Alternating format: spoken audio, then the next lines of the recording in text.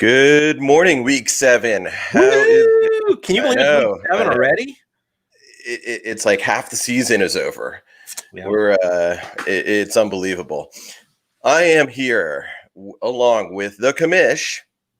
I am the Cyclops. 2020 should be strolling along soon, finishing whatever he is doing, and you can use your own imagination for that. No, please don't.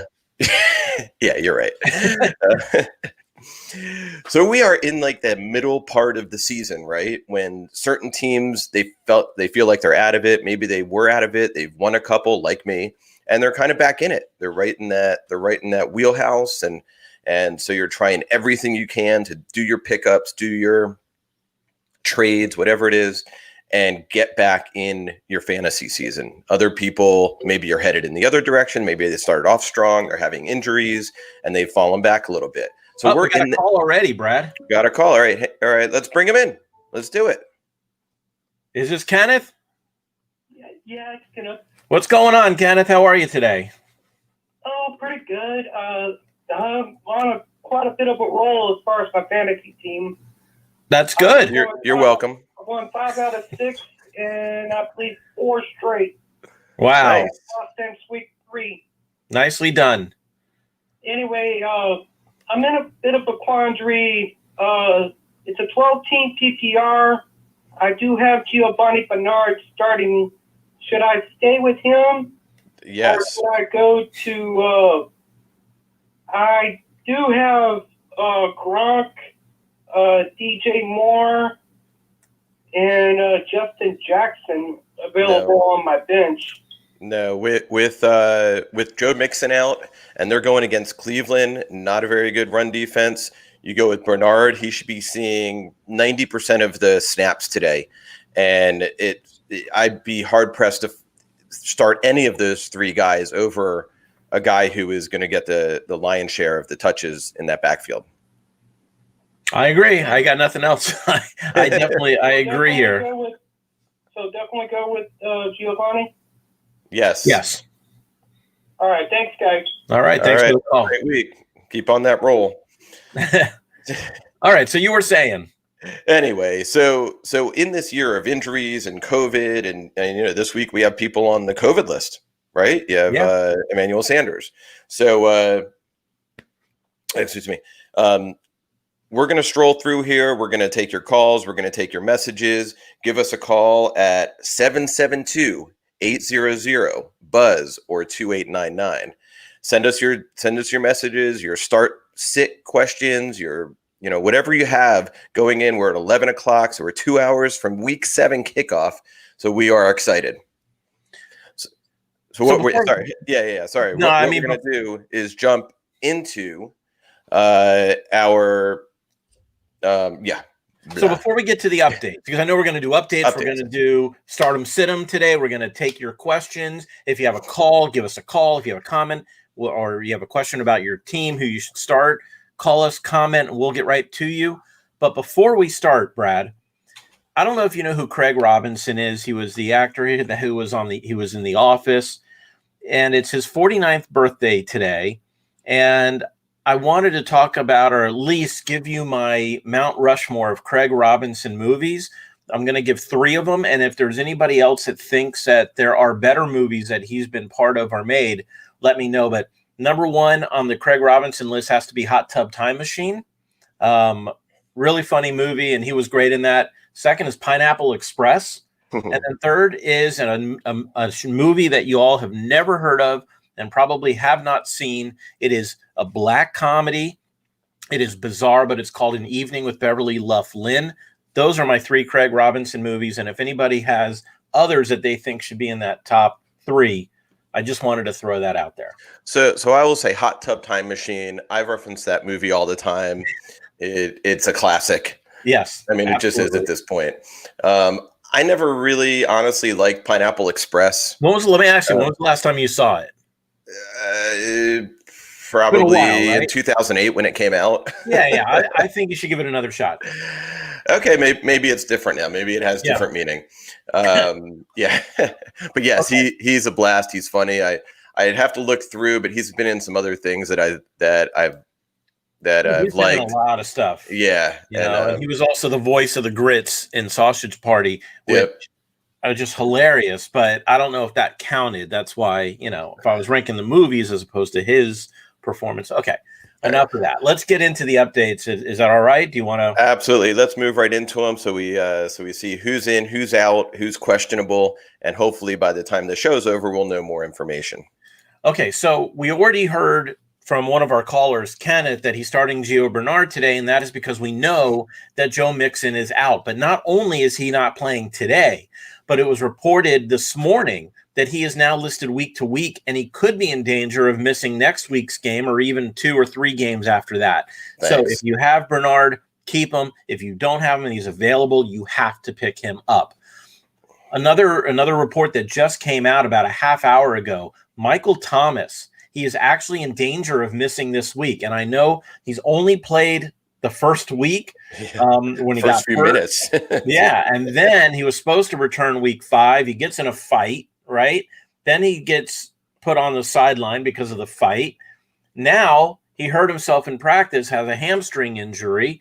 So right now I feel bad for you, Michael Thomas owners, but keep an eye on that situation. He really is in danger of missing week 8. Again, this is week 7. He's not playing, but just keep an eye on what's going on for next week. Somebody that is expected to not only play today, but actually have an expanded role is DeAndre Swift.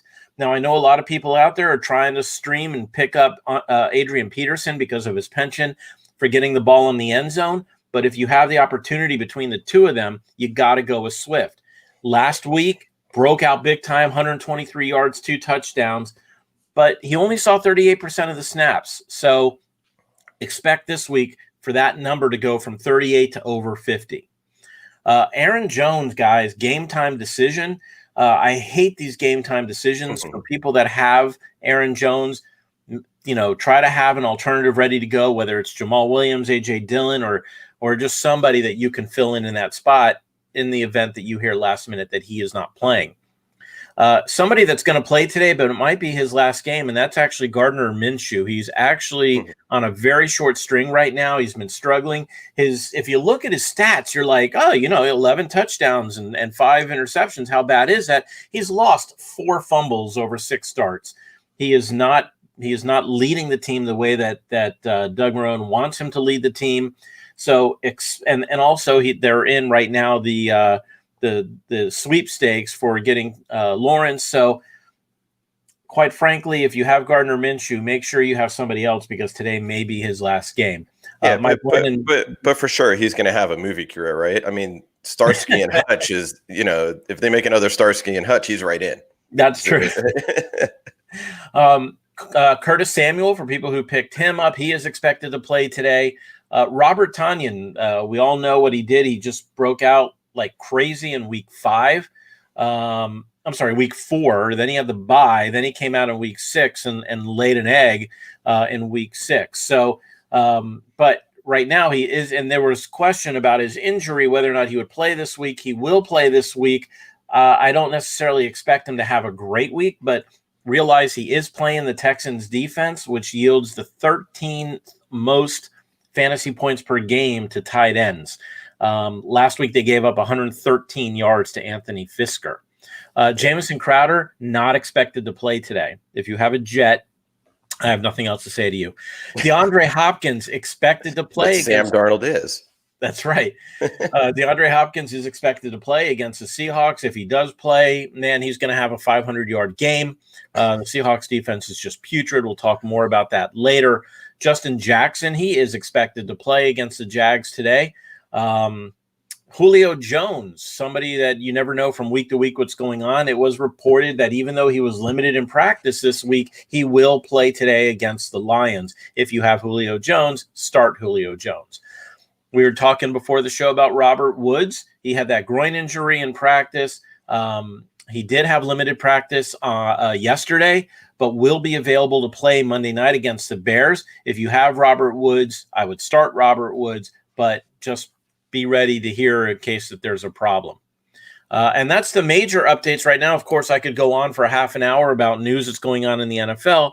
Oh, by the way, the offensive line for the Raiders, which was put on the COVID list, it seems like they are going to play.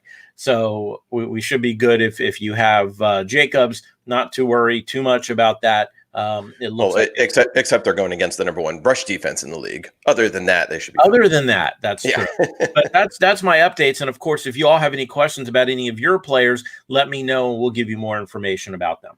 All right. So we have a couple comments. As far as the Craig Robinson, would you consider knocked up? It's in there. He didn't have a big role there. But what about Zach and Mary Make a Porno?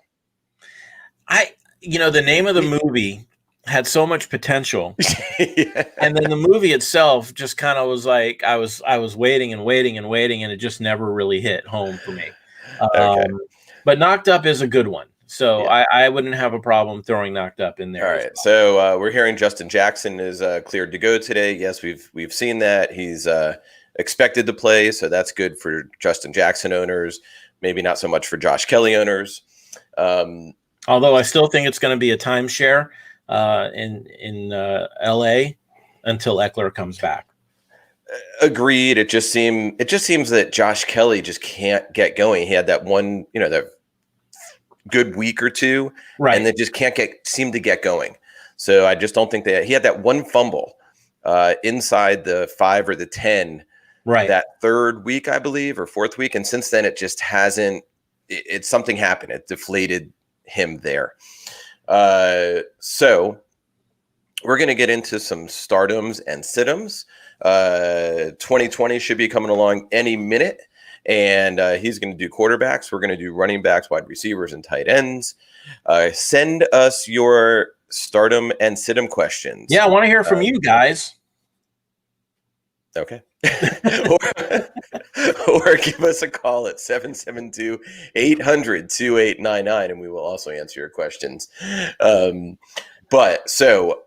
I will start with some running backs as you were going through your your updates. It kind of it takes the wind out a little bit of the stardom situm, but a few starts. Obviously, Gio Bernard. Okay, I had that. Mixon's out. They're going against Cleveland. It's a no-brainer there. That's my number one start. Another name, right, that people have been, and I know people are starting him, but every week it's probably like, should I do it? Should I not? Is Fournette playing? But Ronald Jones, okay, he seems to have taken over this backfield. Listen to his last 3 games, 20, 17, and 23 attempts. He's gone for over 100 yards 3 weeks in a row. He's got 11 receptions to go along with that on 16 targets. Okay. He doesn't have necessarily a ton of touchdowns, but the attempts are there. Everything is just, they get the Raiders today. They're 21 against the D. Definitely Bernard, Ronald Jones. If you have him, start him. I don't think that Fournette, I think they'll spot him, but I think he has really grown into that role there. David Johnson with the Texans. He's getting the attempts over the last 3 games, 16, 17, and 19 attempts. They're going against Green Bay today. Green Bay is right in the middle of the rush defense this year. They're number 14 or 15 against the rush. I would imagine they're going to try to control that game a little bit. I think Rodgers is going to come back and he's going to have a good week. Last week was, he's like, I loved his news conference after. He's like, really? One game? He goes like, one game, like, because they're giving have people figured you out? And right. He goes, it's one game. He didn't go to the RELAX, right? But he pulled out something different. Actually, some of his conferences have been great. After they lose a game, it's like the end of the world. But David Johnson today, I say he's going to go for about 100, maybe about 20 receiving yards and a touchdown. That would be for David Johnson owners who have been waiting since week 1 for him to really break out. Yeah. Now, Derrick Henry, you're going to start him. I understand that. I'm just saying, be a little careful. Don't expect a ton from him today. Possibly. I mean, last week he went over 200 yards. Of course, one of those was a 95-yard run. But the week before, he had 19 rushes for 57 or 58 yards. So you don't know which one you're going to get. They're going against Pittsburgh, a very, very tough run defense. So I need to be clear about something. There are certain players that you start every week regardless. Of course. And Derrick Henry is one of those. And even if you picked up Bernard, for example, you're still going to start Derrick Henry over Bernard if you have that option. I understand what you're saying. It's a curb your enthusiasm issue. Don't expect them to have the 200-yard game with 4 touchdowns. But I understand what you're saying. But if there are certain players like Derrick Henry, if you have them, you have to start them. Absolutely. I'm just saying, like you say, curb your expectations for him a little bit this week. Again, he could break out and have another, 80-yard run, and then his other 40 yards for the game give him a nice game. Yeah, I understand that, but I mean, some of the people he's running over this year are quite. Some of his highlights are amazing this year. Anyway, why don't you get into some of your starts? Then we'll go to some sit-ems. So we're not going too long and boring people with sit-ems at the moment. But let's go to more starts. All right, so we're gonna jump into wide receivers, and the first one that comes off of my list is actually T. Higgins. And here's a guy, we talk about him every week on the waiver wire as a pickup. He's still only picked up in about 60% of the leagues right now, which is crazy because he's scored double-digit fantasy points in the last 4 consecutive games. He's coming off his first 100-yard game. He had 125 yards. He and Burrow have this chemistry that has really been working out for them. If you have T. Higgins, start him. But he is not my start of the week. My start of the week is actually a guy that is number 26, believe it or not, on the wide receiver list. But this player is going to blow up today, and it's Scary Terry McLaurin. That's because he's up against a defense that is 30th in fantasy points allowed to receivers. Here's an example. Christian Kirk had 86 yards and a touchdown. Darius Slayton, 8 catches, 129 yards. Odell Beckham, 81 yards, 2 touchdowns. DK Metcalf, 110 yards, 1 touchdown. Tyler Lockett, 9 catches, 100 yards, 3 touchdowns. Then we're talking about the Dallas Cowboys defense. And I'm telling you right now, poor Darrell Worley, he's the cornerback right now who is being toasted to a crisp in coverage right now. And I'll tell you, if Washington puts up points, there's a good chance that it's going to be Scary Terry putting up those points, even though he has not been the guy that we saw last year. Today is his breakout game. It's funny, I saw a meme about in the Giants game when Daniel Jones fell after that 80-yard run, and then he fell at like the 5-yard line. That what I read was that the ghost that tripped him was actually the best safety the Cowboys have all year. So I felt that was that's nice. So thank you, because I'm going against him today in our league. So that's great news. But keep in mind the weather there in the Washington football team stadium, high of 48, rain likely for part of the game. So that that could always have an effect on that game or that player. Yeah. Yep, absolutely. You got to keep weather in mind. In fact, before we go, did you want to talk? I know you said that there's another weather issue in Denver for the game. Denver. In Denver, it looks like it's going to be about 20 degrees is the high, and snow. They already showed them blowing off the field this morning on ESPN. So who knows how that'll look? They expect 1 to 3 inches, I guess, during the game. I love those snow games. So Kansas City and Denver, who knows, right? That's going to be interesting. Back to the stardom for wide receivers. I'm not going to go into too much detail. Some of the guys that consider Christian Kirk, for example, mainly because of who they're playing against.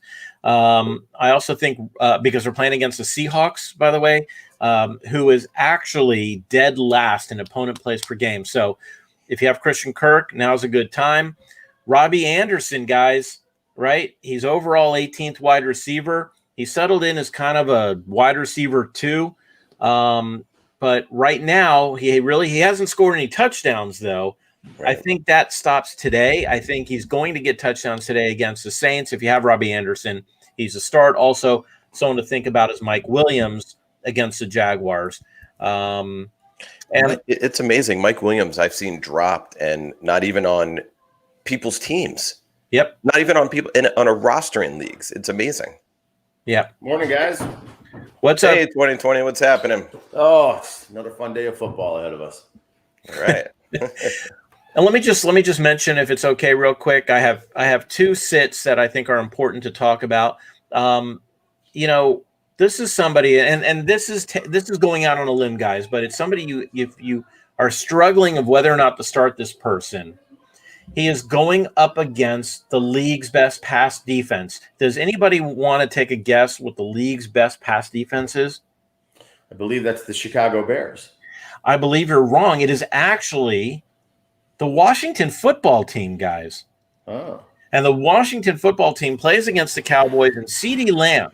Everyone's waiting for that dud. Today's the dud. So if you have CeeDee Lamb and you have other options, keep in mind this might be the time to bench him. It's amazing how you can have the number one pass defense in the league and still feel like you have no hope to win a game. But let's really dissect that for a second. Is that because they've got such a good front seven? Is that because they have such a good secondary? Or is that because they are so poor offensively that teams don't have to throw against them? You can run on them. The score stays low. Put them in a game where they actually do anything offensively against the team that has any kind of offense, and I think that they would get lit up. They do have a good pass rush. I agree, but I think they're exploitable. I think it's been all the game narratives. So I would be a little careful on that. All right. That's fair enough. I mean, they're only giving up 207 yards a game in the air. Maybe they haven't needed to. Maybe teams are just, like you said. But it is something to keep in mind, and I think that their corners are doing well, their safeties are doing well. I'm just saying, if you have CeeDee Lamb, be careful. Another person to sit is Emmanuel Sanders. I don't need to go into too much detail about that. It is somebody to think about. People think, oh, well, without Michael Thomas, it's got to be Emmanuel Sanders.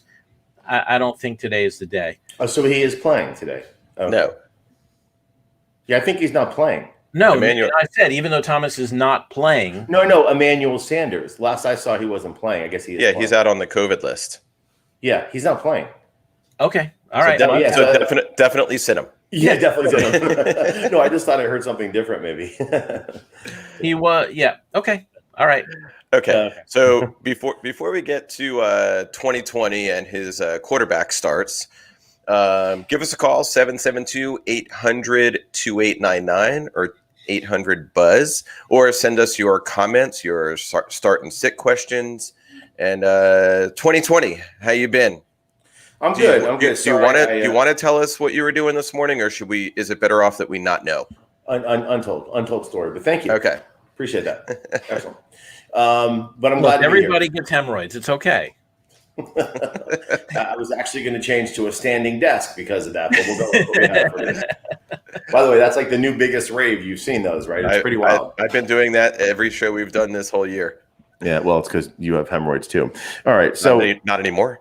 Well, see, you got to make changes. You got to adapt. That's what we might need to change our show to the Audible, because we're going to Audible. All right, so for quarterbacks. If you haven't already scooped up this guy, if somehow he's available, and he is astoundingly available, I think I saw he's about 75% owned, which I can't believe, and that's Ryan Tannehill. Ryan Tannehill has been an absolute stud, and what's been amazing has been his efficiency. He doesn't have to drop back a lot, but right now he's a top 10 quarterback. It depends on your league. Are you getting 4 points for passing touchdowns or 6? Because he doesn't do a ton of touchdowns on the ground. But his numbers have been phenomenal. Last week against a pretty exploitable Houston defense, went for 366 and 4. The week before against Buffalo, which has also a pretty good defense. Not a lot of yards, but also 3 touchdowns. But you're talking about a guy that's got 13 touchdowns already on the season. It's putting up yards. Now, he is going up against Pittsburgh. But there's a couple of things to consider here. Number one, it's at home, so I do like that. Number two, he is without his left tackle, so that makes it a little scary. But the big difference here is Pittsburgh is a much, much different team without their very speedy captain on defense, Devin Bush. So I think that's going to change the landscape of the game. I also think that it's going to be a high-scoring game. Tennessee just got lit up by Houston. Pittsburgh been firing on all cylinders. So not to belabor the point, fire up Ryan Tannehill, even against that scary matchup against Pittsburgh. It's a little bit of a different-looking defense without Devin Bush. So I have a question for you. Are you trying to wear the glasses on top of your head as well? So like when you're looking down, it looks like you're still looking at us? That is correct. B, in our league, you bring up a very interesting predicament here. We have Ryan Tannehill and Drew Brees. Right. What do you do this week? What do we do? Wait for me to continue on with who we're going to sit this week, and you'll get the answer to that question. It's a very fair question. Drew Brees, by the way, currently the number 21 ranked fantasy quarterback. So Justin Herbert. We actually have a call coming in. Can I break in real quick? Yeah, Kenneth, of course. It sounds like you're back, Kenneth. Hey, the reason why I was calling is I came across a couple of QBs that y'all might want to also consider for possible starts.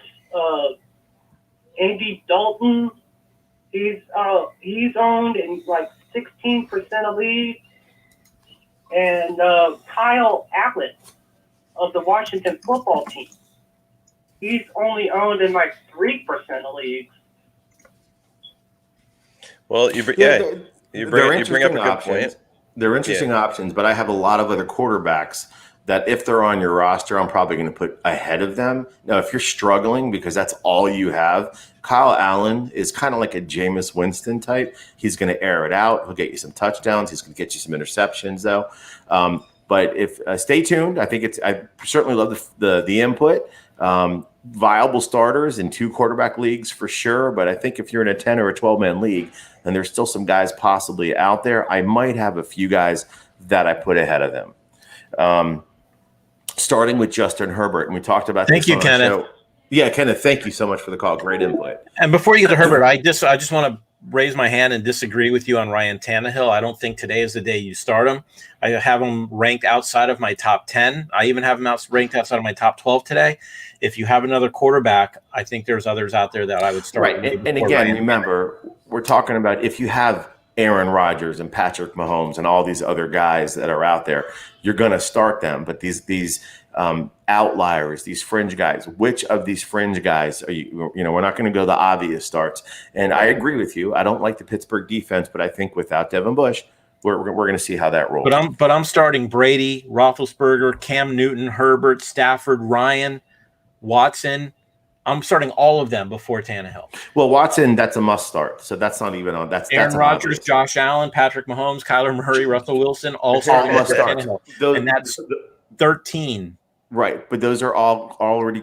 If you have those, you're starting them. So that goes without saying. All right, but to me, like with the Drew Brees or Ryan Tannehill, do you look at Ryan Tannehill or Kirk Cousins? I disagree about Cam Newton. I wouldn't start Cam Newton over Ryan Tannehill. So this is what I'm talking about. We know the must starts. We don't have to go over that. If you're doing that, that's rudimentary, basic blocking and tackling X's and O's. Some people, except for the matchup, would consider Ryan Tannehill a must start right now. And that's what I'm saying. It's just simply the matchup this week. Right. And again, if it's at home, Pittsburgh's going to put up points, and without Devin Bush, their captain on defense, it's a little bit of a different story. Justin Herbert. This is a guy that I talked about him 3 weeks ago. I said, go snatch him up. And he has been absolutely phenomenal. As a matter of fact, don't worry about his rankings because he had a bye, so that doesn't tell the story. But if you look at his numbers, that was a screenshot of his rushing yards. So that's not going to help. He's been doing phenomenal. Last week he went for, I think it was 3 or 4 touchdowns, over 300 yards. I actually also like the matchup. So Herbert's been playing phenomenal. He's using all of his tools. I believe they are going to have Keenan Allen at his ready. Got Mike Williams, and he's got Hunter Henry there. Right. And he's going to be dumping the ball off to Justin Jackson as well. He's got a good matchup. I think it's Jacksonville. Is that right? I think the Chargers are playing Jacksonville. That is correct. Yeah, so Jacksonville is very exploitable. Yes, it is. So I love fire up Justin Herbert. Do not be shy in doing so. And then my next start for the week would be Big Ben. who's been doing very well. Last week, not so phenomenal against Cleveland. They didn't really need to. But before that, against Philly, went for 233 and 3 touches. Against Houston, 237 and 2. Week before, 300 yards and 2 scores. And the week before that, 230 and 3 touches. So he's firing it up. He's got all of his weapons at his fingertips with Smith-Schuster, who's been disappearing, of course, but Claypool and Deontay. And I like the matchup at Tennessee. Deshaun Watson just scorched Tennessee for a lot of yards and touchdowns. So feel free to fire up Big Ben. And then my other start is Matthew Stafford. So these are all in the must starts to me, but along with Ryan Tannehill. Matthew Stafford has been quietly having a pretty decent year. He's thrown for 9 touchdowns already. Not getting no yardage. He's always been a big yardage guy without the touchdowns. He usually averages over 300 yards a game. The yards haven't been quite there, but he's got just this tasty matchup against a terrible Atlanta secondary. And Atlanta, with Julio Jones back, is going to be putting up some points against them. So I'm looking for an all-air assault here. I love Stafford against Atlanta. Feel free to fire that up. And for our sit this week, before you get to that, I just want to point out, you said that Atlanta, how bad Atlanta is. I just wanted to throw another stat out there that 5 out of the last 6 quarterbacks have scored over 20 fantasy points against the Falcons, and including Kirk Cousins, who they gave up 28 fantasy points to. And that's after picking him off 3 times. Right. So I agree. I think Stafford is your start. Nice safety zone. So I did get a direct text question to me, so we'll throw this out. This is coming from Bart. He's trying to set up his lineup. He said he put Kupp in for Crowder, right? Because Crowder's out. He also has Christian Kirk. So should he do those two? Or should he do Kirk and Kupp and then take out Justin Jackson? No, leave in Justin Jackson. I think Justin Jackson is going to be a beast, and he's going to be the beast until Eckler comes back. So I would definitely keep in Jackson. Again, just my opinion. And between Kirk and Kupp, what I like about Kupp is he just gets the targets. This guy gets a minimum 8-9 targets every week. He's just that ability, that underneath guy to explode every week.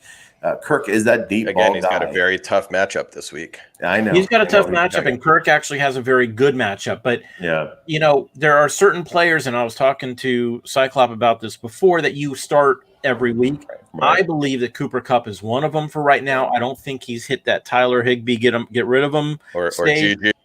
Or Juju. I think that Kupp is still a start. What I'm uneasy about with Christian Kirk are really his targets, right? He doesn't have as many targets as you had mentioned. Kupp is a target machine, but Kirk is playing against Seattle defense, dead last in opponent plays per game.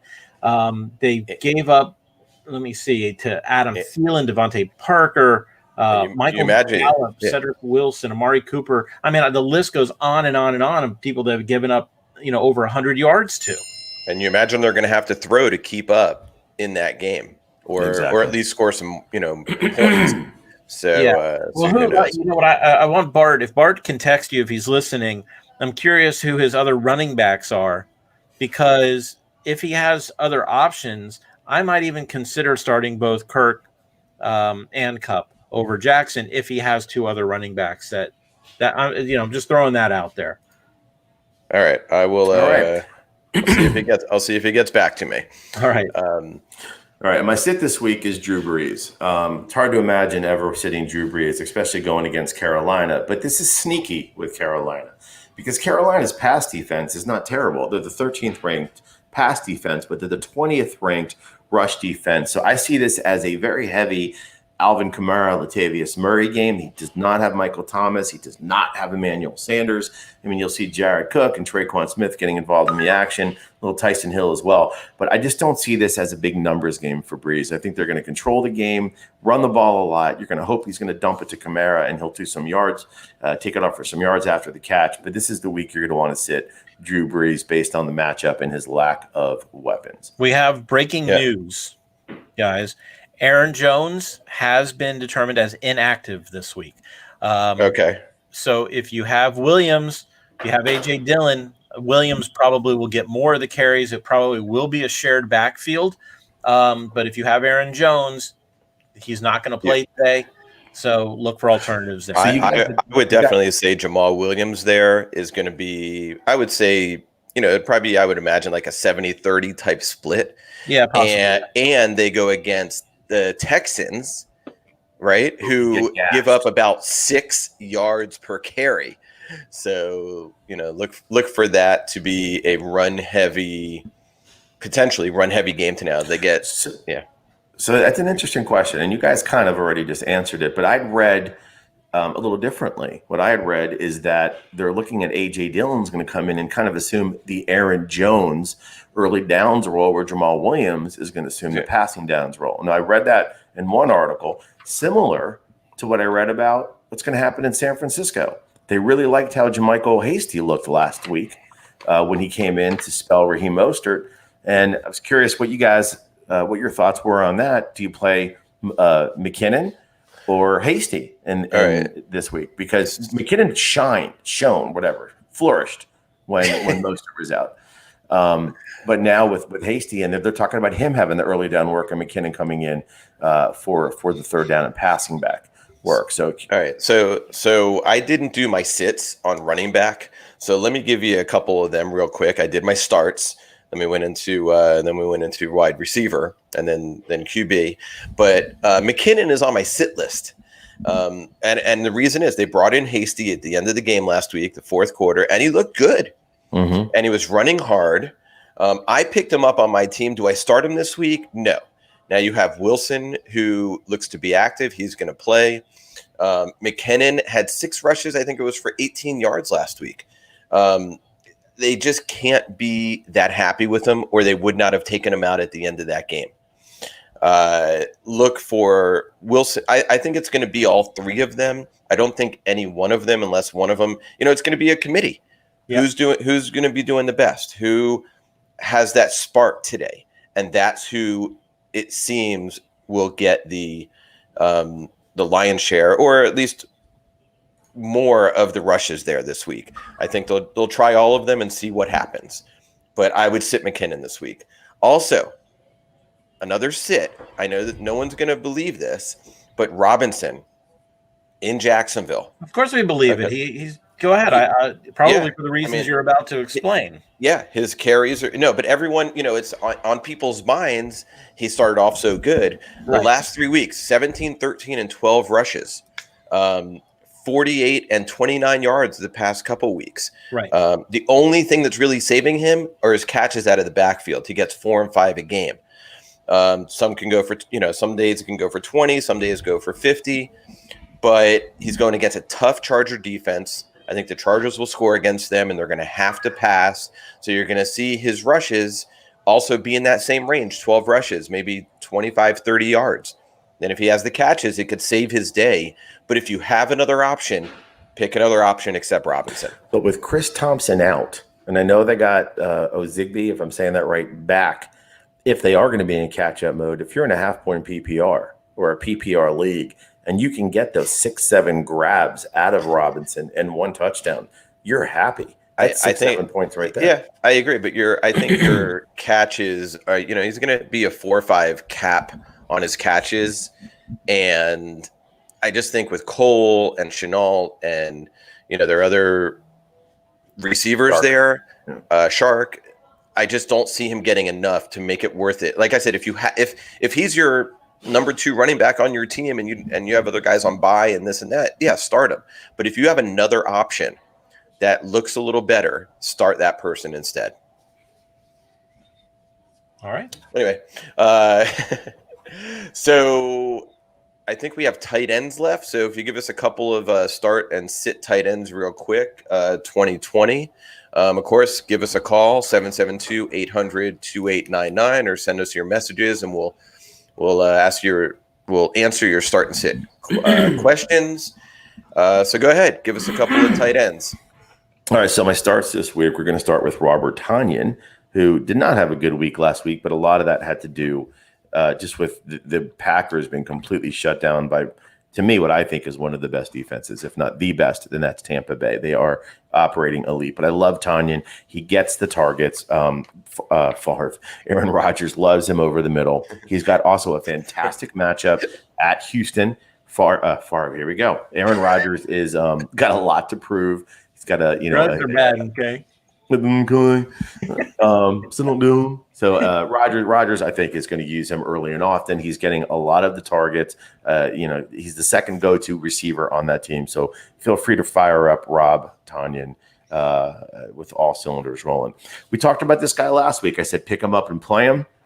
With O.J. Howard out, the Gronk-Brady connection is back in full stream.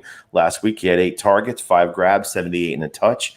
He's been getting the targets again ever since Howard did go out in week 5 at Chicago. I like the matchup against Vegas.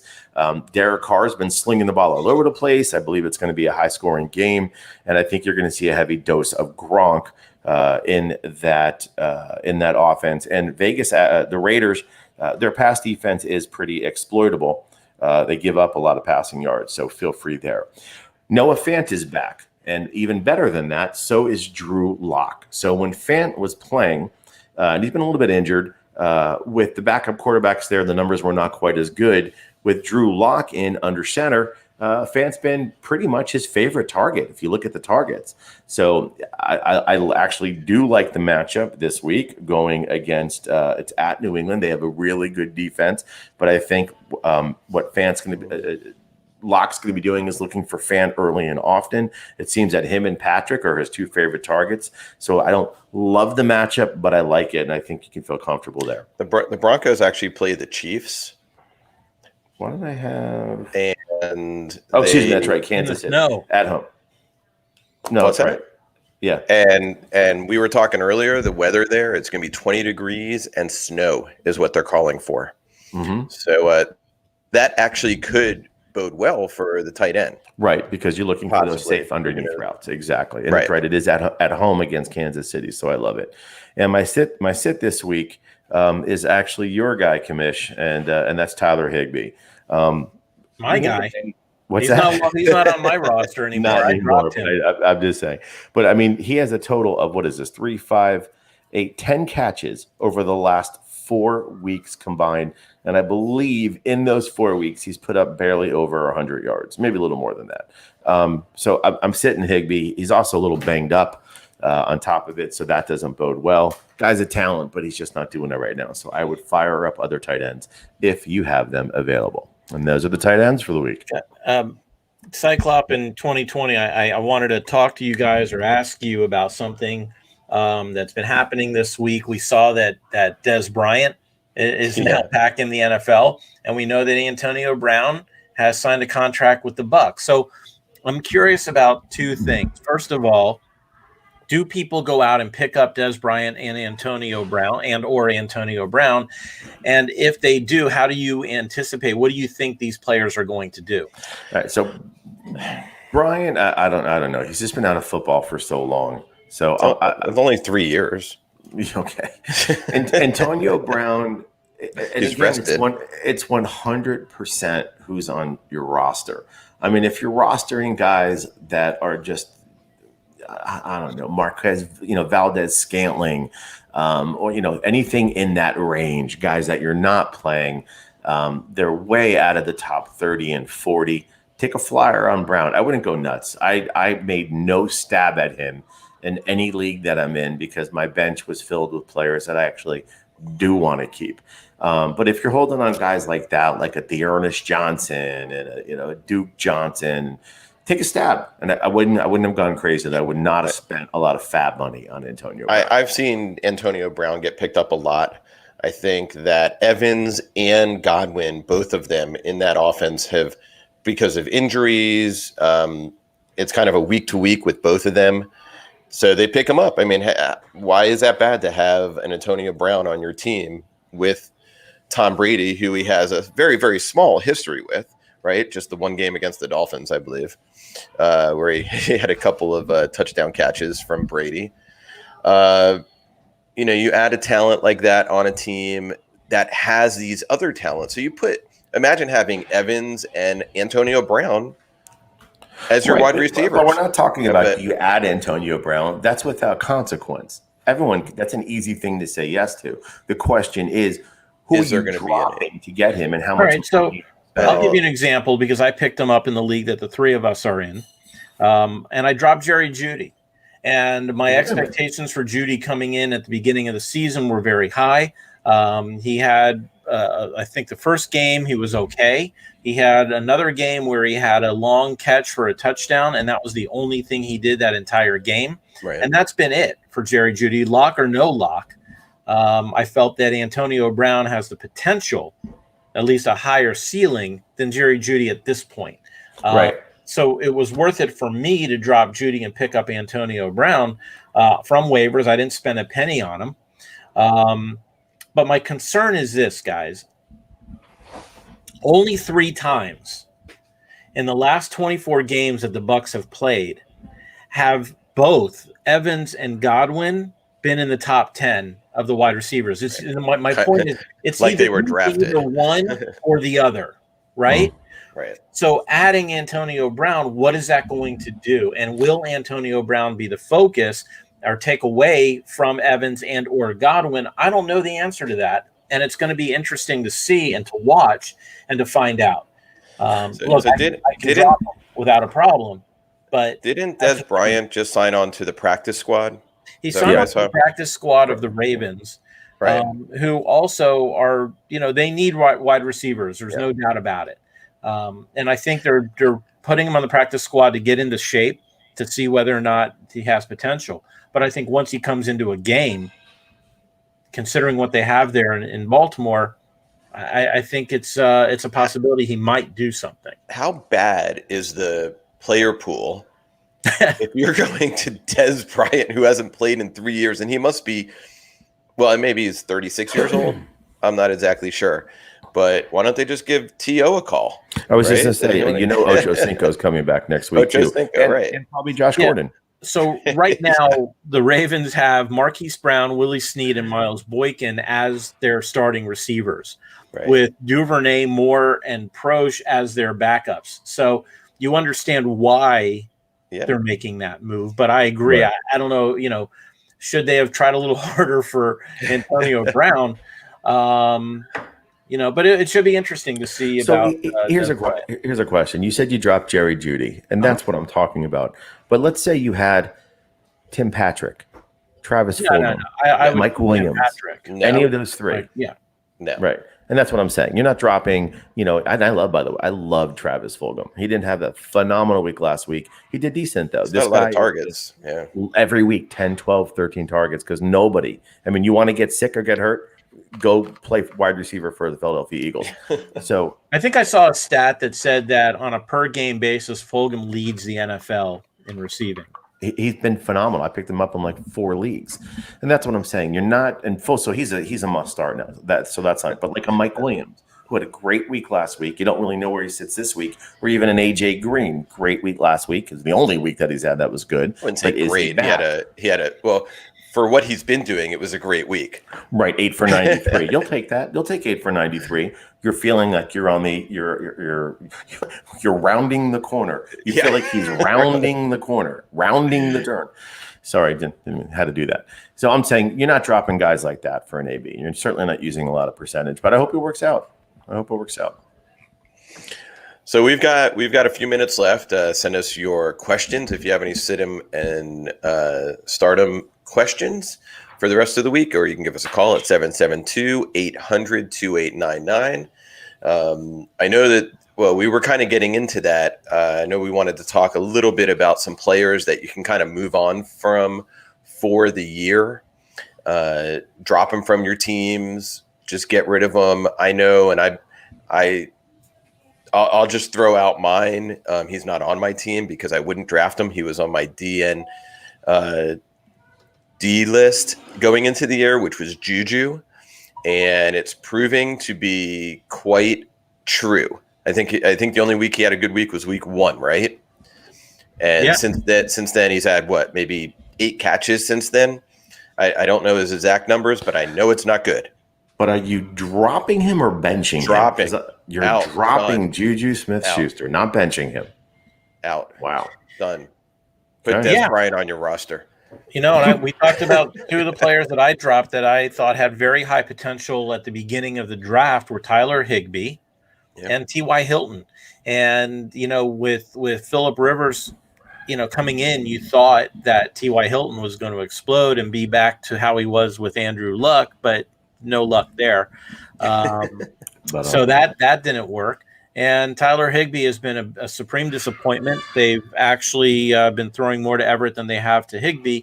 And I felt that it was time to drop him because I found more potential out on the waiver wire and was able to move forward without him. Mm-hmm. Did you hear that they're talking about using Everett as a fullback there for the Rams? So that's interesting. It might give Higbee a few more routes as the tight end.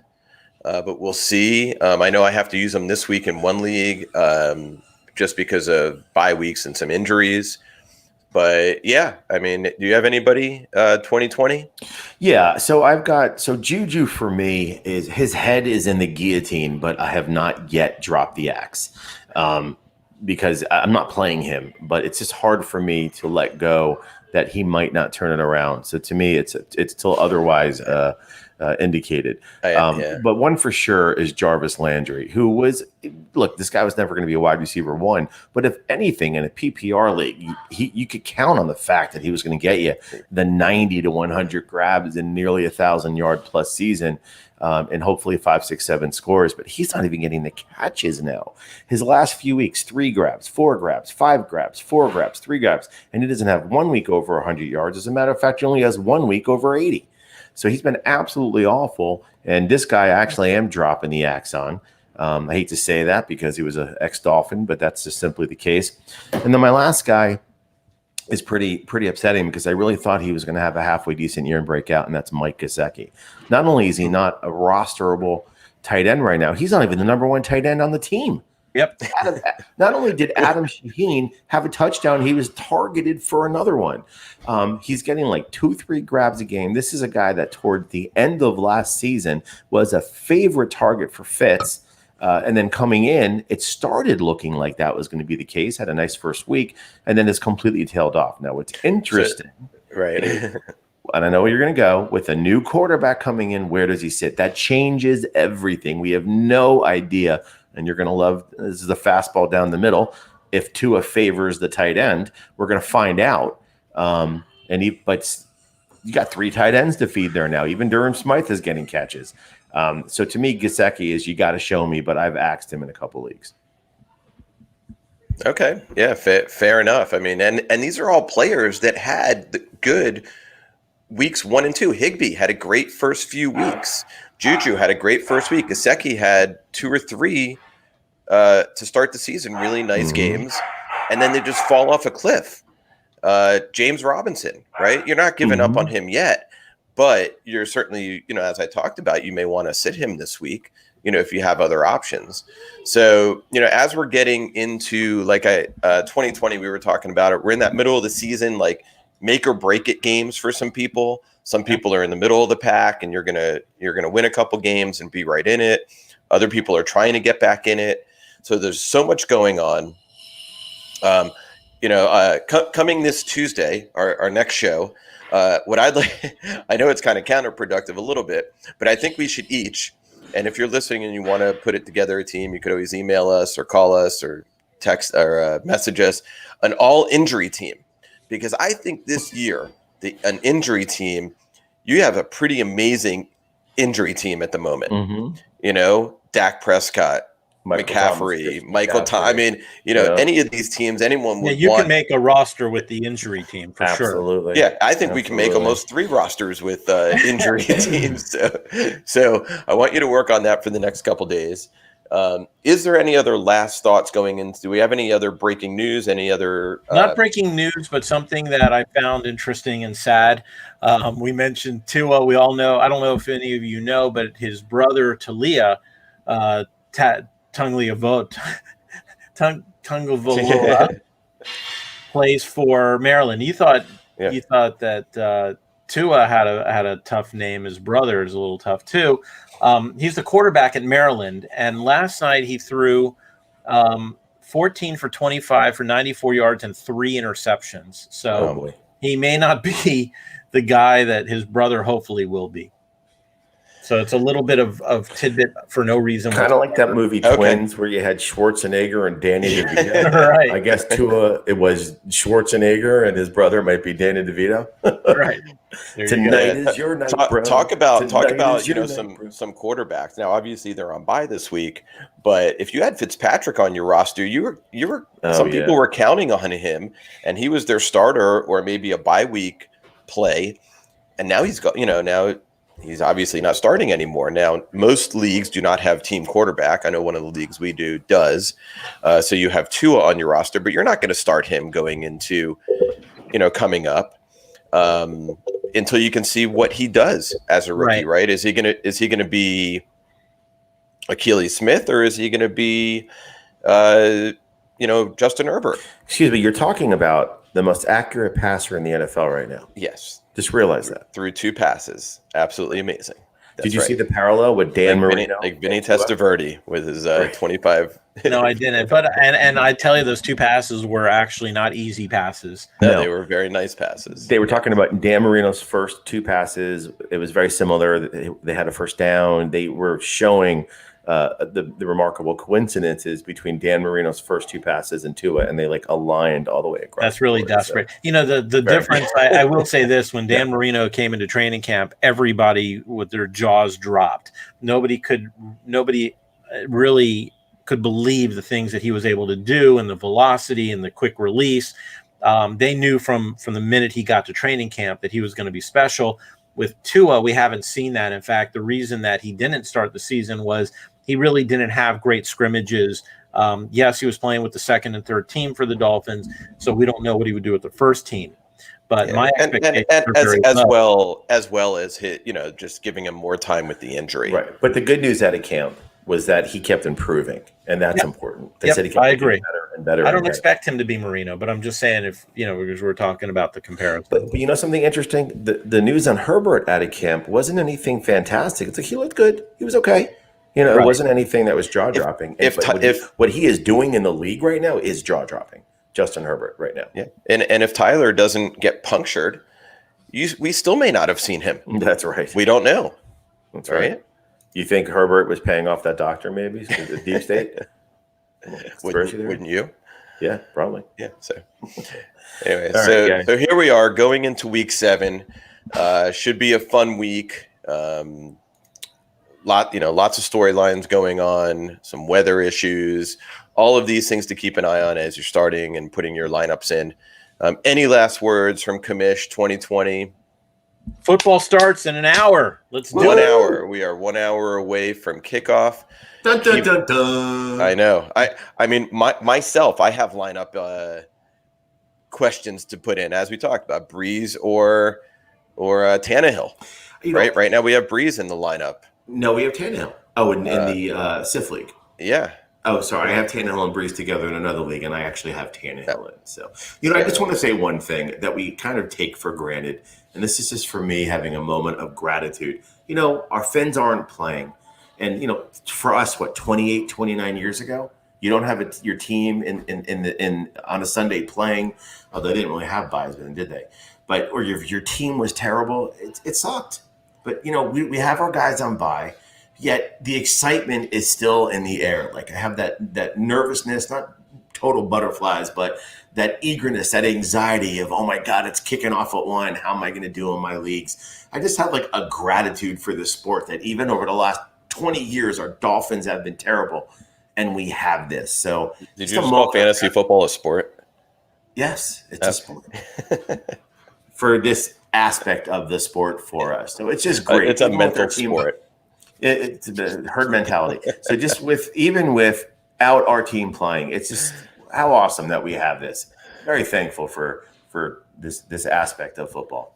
Yes, it's a long way from trying to get someone on their pager to get your lineup, to make any last minute lineup changes. That's right. Anyway, so we all just dated ourselves. Yes, we are all getting up there, but we still enjoy it. We still have fun. We look forward to week 7 and the rest of the season. So without any more ado, we will say goodbye. Enjoy week 7, and we'll see you Tuesday. Take care.